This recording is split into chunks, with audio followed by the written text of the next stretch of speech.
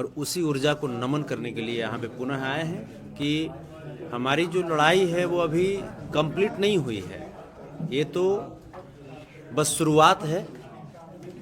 जहाँ जहाँ पे हमारे समाज को, समाज बोले तो पार्टिकुलर किसी कास्ट की बात मैं नहीं कर रहा हूँ, हमारे शोषित समाज को वंचित।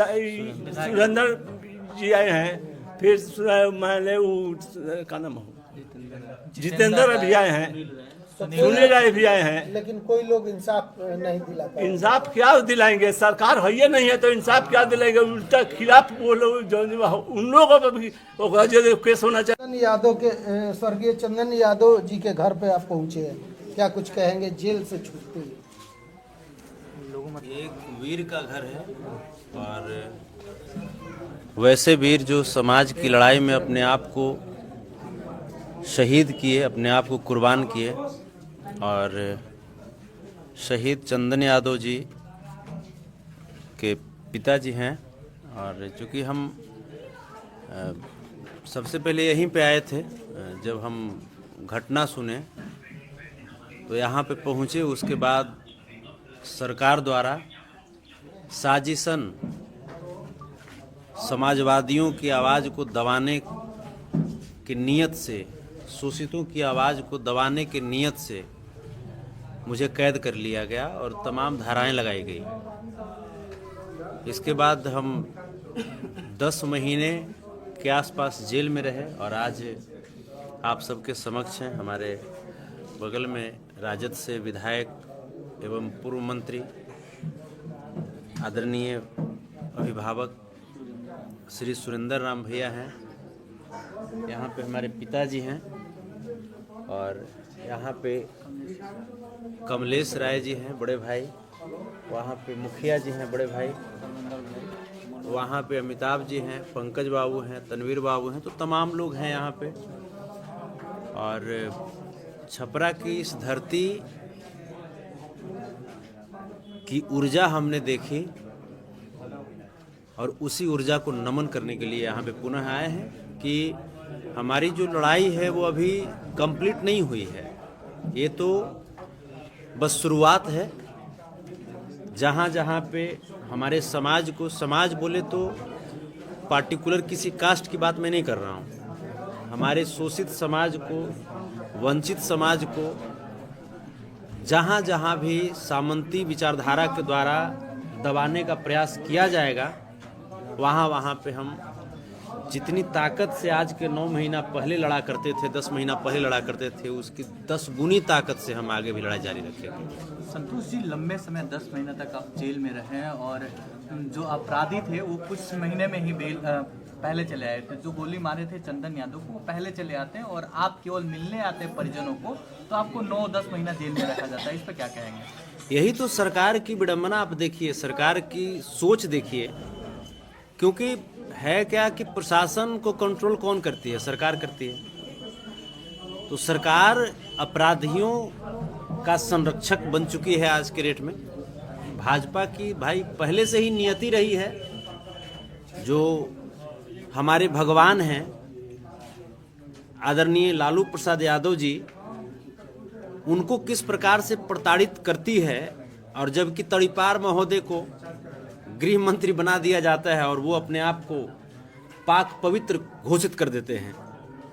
उत्तर प्रदेश के माननीय मुख्यमंत्री योगी आदित्यनाथ जी अपने ऊपर लगे हुए सारे केस को वापस ले लेते हैं, क्योंकि वो भाजपा से हैं, वो आरएसएस से हैं। और अभी तो हमको सुनने में आया है कि फिर से बिहार को सांप्रदायिक दंगों में परिवर्तित करने के नियत से आरएसएस वाले लोग भी बिहार का दौरा कर रहे हैं। तो ये बिहार की धरती इस प्रकार के सांप्रदायिक दंगा करवाने वाली विचारधारा को किसी भी कीमत पे बर्दाश्त नहीं करेगी।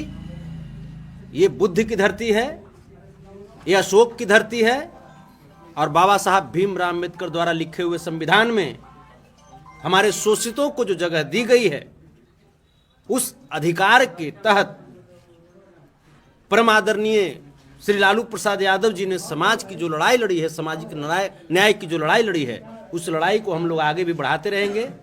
और लालू प्रसाद यादव जी को भगवान मानते हुए उनके भक्त के रूप में हम लोग समाज को सेवा करते रहेंगे। क्या उसी ऊर्जा में दिखेंगे फिर से? उससे 10 गुना ज़्यादा ऊर्जा। धन्यवाद।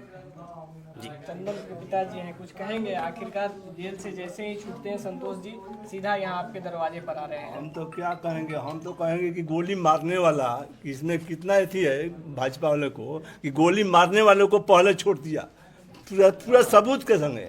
ये हमसे मिलने आए संतोष यादव जी तो इनको बंद कर दिया गया।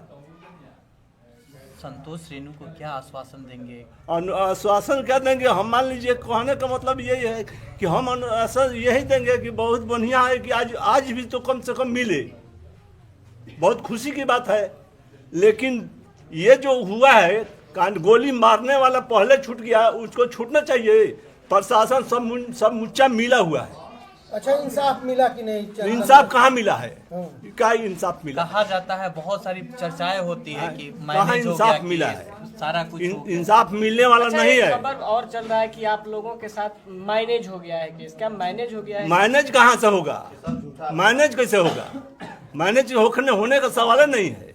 अच्छा, मैनेज कैसे होगा? अच्छा, नेता मैनेज हम उसी शर्त पर करेंगे कि हमारा लड़का गया है, वो अपना लड़का हमारे सामने काट दे, मैनेज हम कर देंगे। अच्छा, चलिए धन्यवाद। अच्छा, सरकार के लोग कौन कौन लोग आए, चाहे जो आरजेडी के परिवार के लोग हैं? आरजेडी के परिवार के रोहिणी दीदी आई, तेजस्वी भाई आए, पप्पू यादव भी आए, संतोष रेणु भी आए, यही लोग आए हैं। हाँ, ये सुरेंद्र जी आए हैं, फिर मैंने वो का नाम जितेंद्र भी आए हैं, सुनील राय भी आए हैं। लेकिन कोई लोग इंसाफ नहीं दिलाता। इंसाफ क्या दिलाएंगे? सरकार है ये नहीं है तो इंसाफ क्या दिलाएंगे? उल्टा खिलाफ वो लोग जो उन लोगों पर भी केस होना चाहे तो हो जाएगा। चलिए, सरकार का दबाव है ना। संतोष रेणु जी के पिताजी हैं। आपके लड़के 9 महीना बाद में और चंदन यादव के पिताजी बैठे हैं, क्या कहिएगा चाचा इस पर?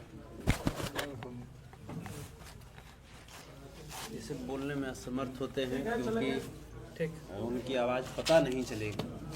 सुरेंद्र राम जी हैं। मंत्री जी। क्या कुछ कहिएगा? मतलब कि चंदन यादव जी के पिताजी बता रहे हैं कि अभी तक इंसाफ नहीं मिला, और उसी केस में संतोष रेणु मिलने आए तो मतलब एक साल जेल में भी चले गए। क्या कुछ? ये तो विडंबना ही कहा जाएगा, चूँकि सरकार एक तरफ से जो हत्या करने वाले लोग हैं उनको बचाने के पक्ष में काम कर रहे हैं,